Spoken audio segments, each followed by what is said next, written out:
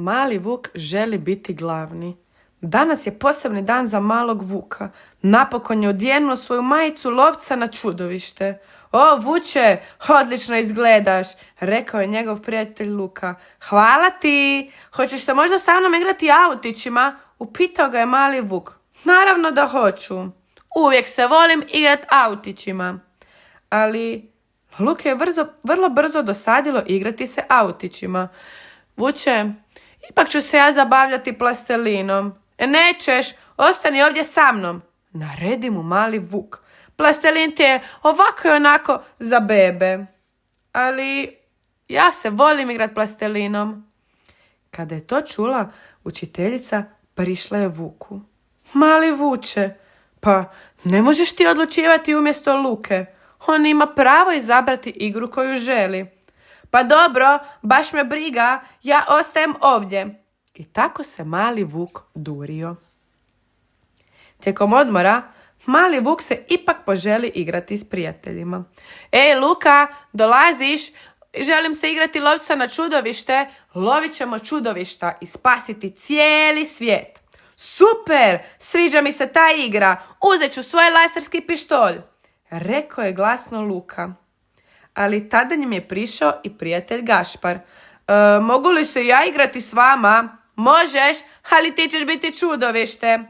Gašpar baš i nije bio zadovoljan time, ali prihvatio je igru. Dolazi čudovište, ja ću ga uloviti. Brzo je trčao mali Vuk. Ali što da ja radim? Upitao ga je Luka. Pa ti me čekaj ovdje. I tako je mali Vuk trčao za čudovištem. Ali Luka i nije bio baš zadovoljan. Pazite, evo čudovišta!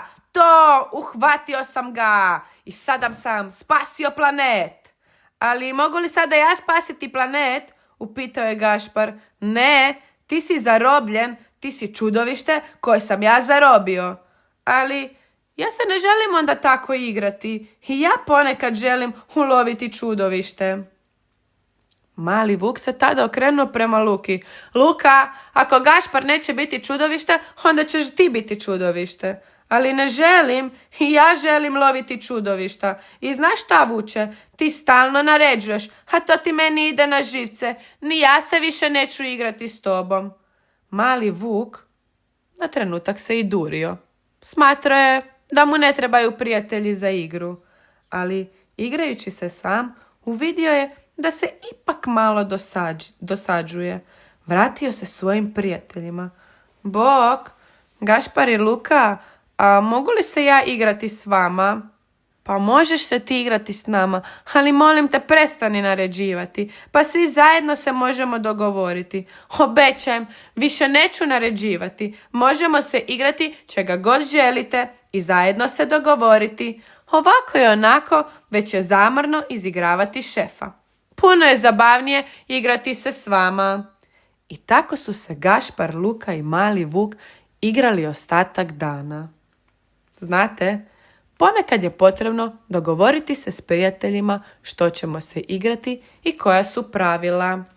Čiča miča, gotova je priča. Pozdravlja vas vaš prijatelj Zmajo. Bok!